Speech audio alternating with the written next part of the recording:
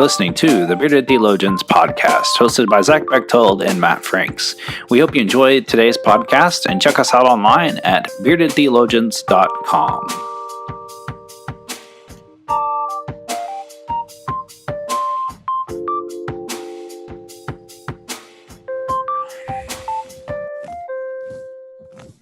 You're listening to the Bearded Theologians podcast, hosted by Matt Franks and Zach Bechtold.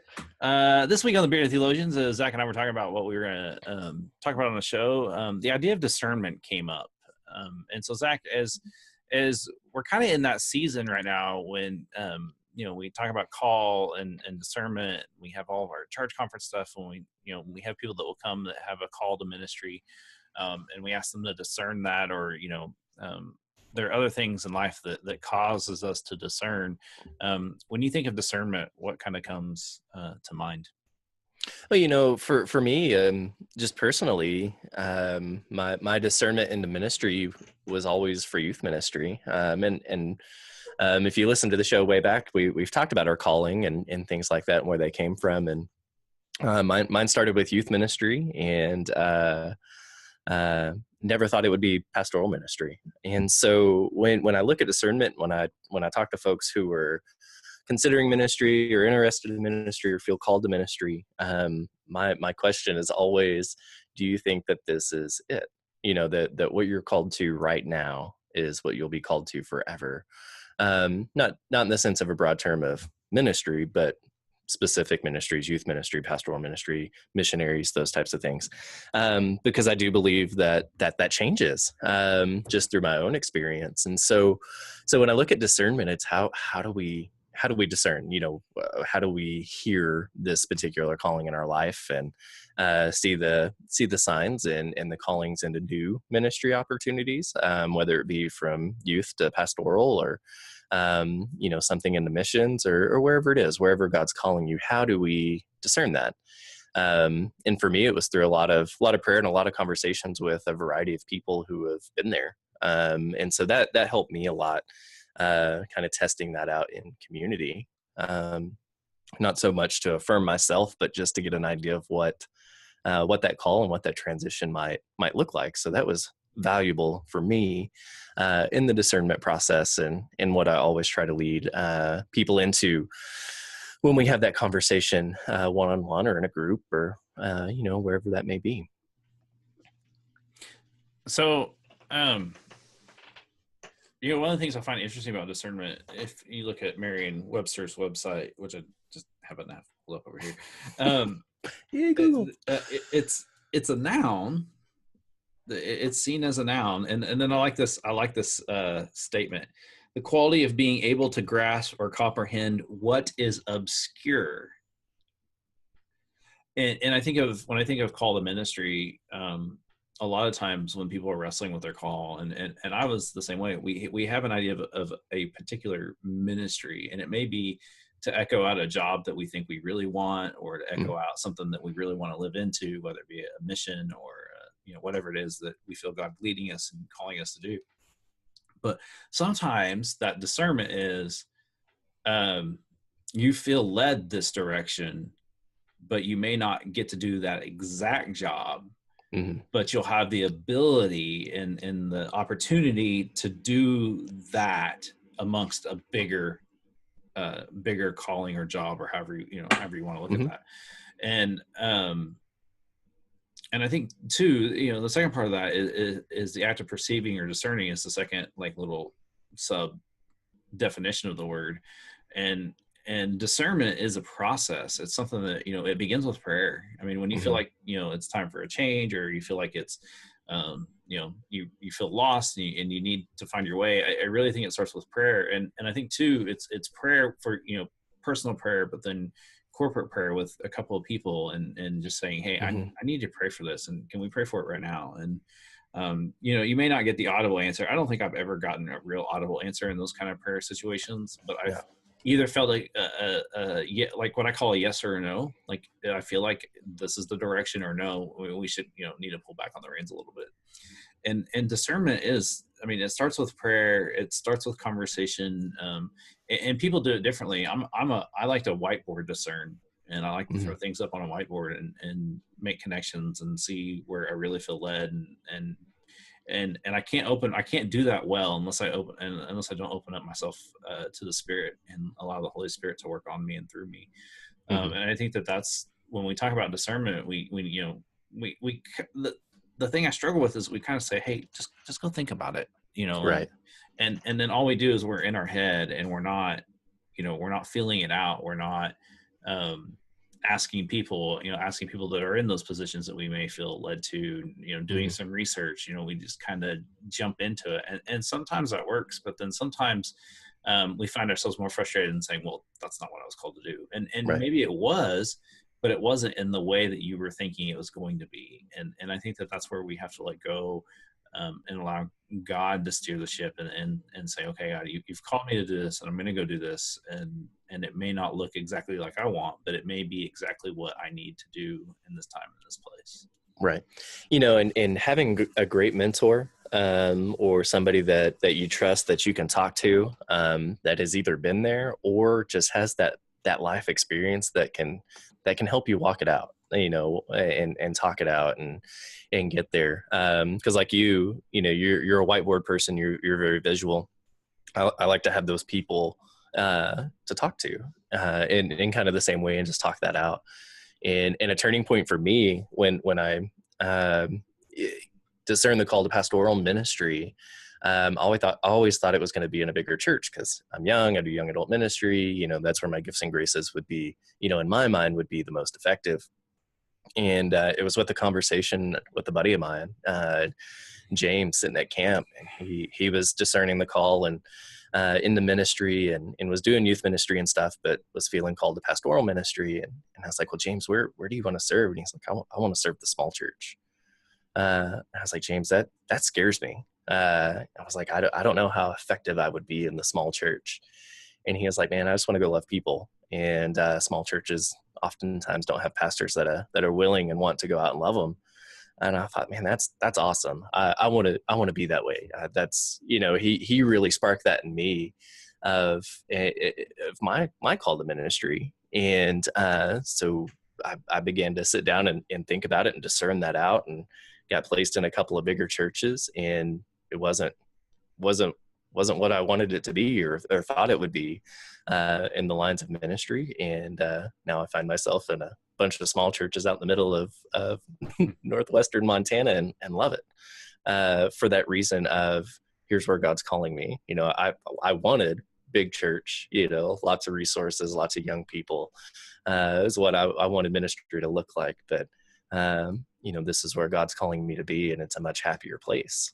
Do you think that thinking about discernment and, we think where you want to go and where we end up, do you think that a lot of times when it's the right place, we kind of realize that maybe it was the idea, but it wasn't necessarily, like the exact way that we wanted it?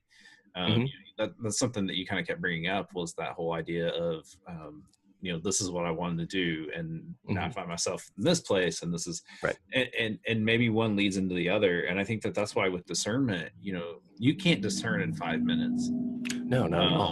And to do it right, and to sit back and be at peace and to listen to where God is leading and calling you, I think takes some time. And so and what sucks is that our society is not driven in that way. Our society is driven in an instant answer. You should be able to Google. You should be able to Google, what is God calling me to do today? Google that. I'd be intrigued. I don't know. I would be intrigued too.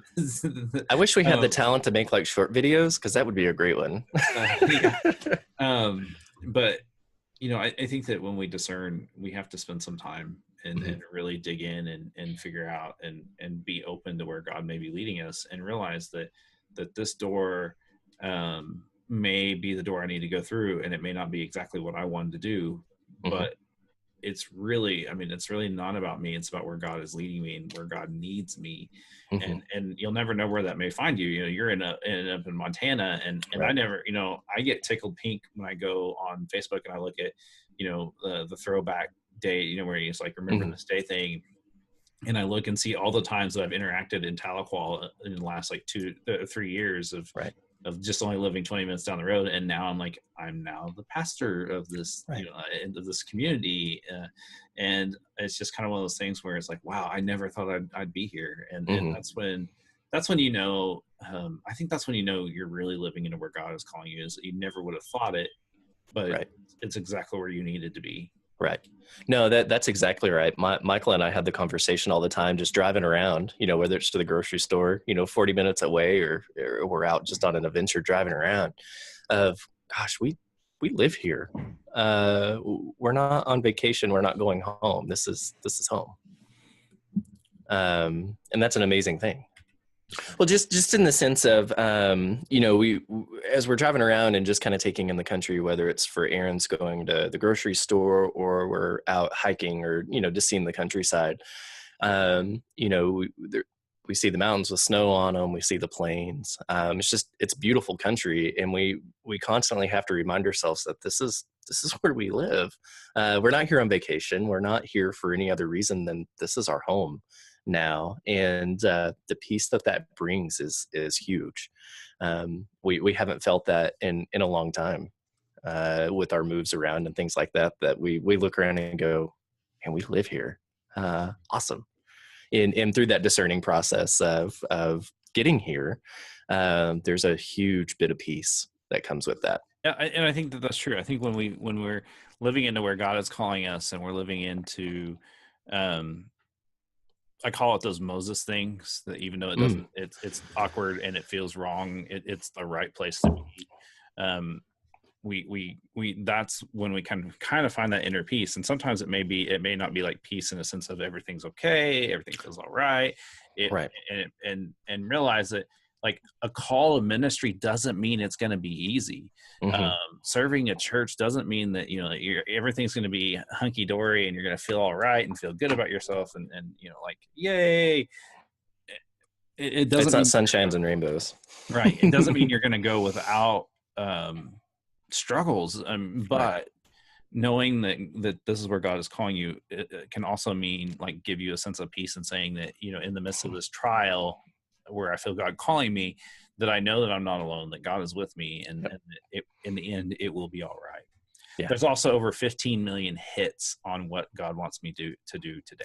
Interesting. I'm going to go down that Google hole later, because that's fascinating.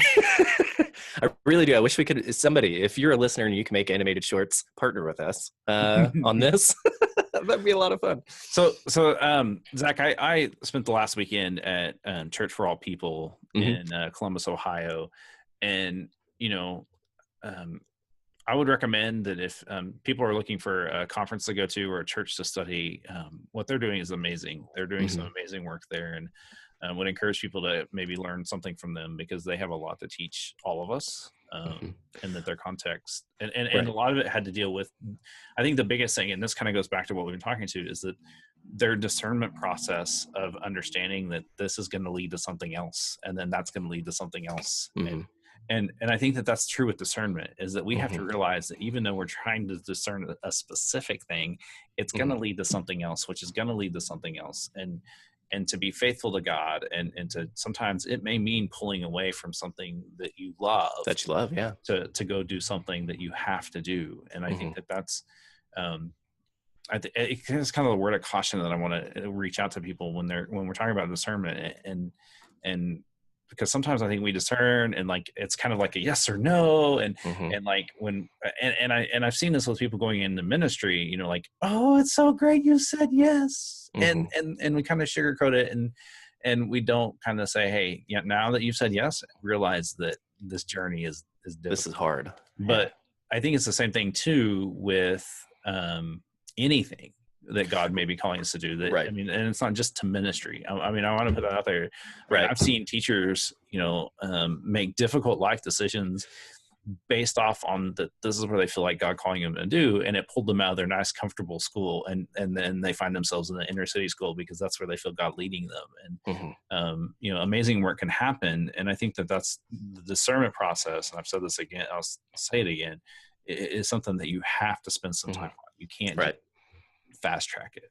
Well, and that's what I was going to say. We've got a lot of listeners that maybe aren't involved in ministry or the church, and God, this discernment's still there, whether you're a teacher or a janitor or an accountant or whatever, a nurse, whatever it is you do, you there's this discernment process to get there, to try to figure out what you wanted to do with your life. And, go, if you haven't figured that out, if you're still discerning or you have, and you're discerning further, go find a place you can be hands-on. Go find somewhere that you can do it, and get a feel for it and not just talk about it. That hands-on experience will tell you a lot, about how you want to do it. If you want to do it, if you're truly called to do it, you'll know pretty quickly when you go put your hands on it. So maybe that's our encouragement this week. If you're trying to discern something in your life, no matter where you are, who you are, how old you are, if it's the next step into a ministry or a career or school or whatever, go put your hands on it, go do it. And then talk to some people, find that way. If it's a whiteboard, if it's conversations, if it's prayer, whatever it is, begin to do that, begin to discern that out and get that feeling. And we'd really like for you to discern two things. One, if you go on our website, discern whether you buy the nice What's a bad segue coffee mug or an awesome t-shirt, or spend some time thinking about what you would like to do to support us. Realize that any money we make actually really just goes back in, and we buy t-shirts and stickers to give out at different things. And Zach and I are hoping that in 2018 we're going to be able to do some things on the road, some really cool things planned. Man, we got some cool things in the works. I'm excited. And so we kind of need to have some ability to share what it is we do. Plus I'm out of stickers and we need to order some more stickers. That's right. But go on our website, check it out. We got some great content. I want to lift up Dale and the work that he's done. Dale's, we hope that by the time that you're listening to this, that Dale's project makes, he's just got some great work coming out. And I think next week we're gonna have Sarah Heath on, and she's gonna be talking about her great podcast. And then we're hoping to get some other people on that are doing some amazing work in the world. And we're just very thankful for you, our listeners, who listen to us and support us. And we want to encourage you to keep the conversation going on our Facebook or website, or through our Instagram, or anything else that we have. We really do enjoy the conversation, and we thank you for your time. And so for the Bearded Theologians, I'm Matt Franks. I'm Zach Bechtold. Thanks for checking us out. Thank you for listening to the Bearded Theologians podcast. We hope you've enjoyed listening, and we hope that you share our content online through Facebook and social media. And we hope that you check out our Beardcast store at beardedtheologians.com and pick up some great Bearded Theologians gear. We hope you have a good day.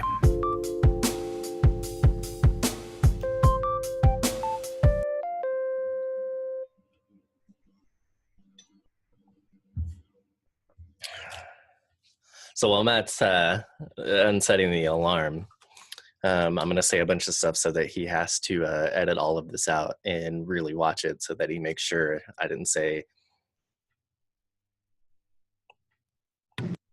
So there's about 45 seconds of me talking trash that you get to edit out. It's going to be great.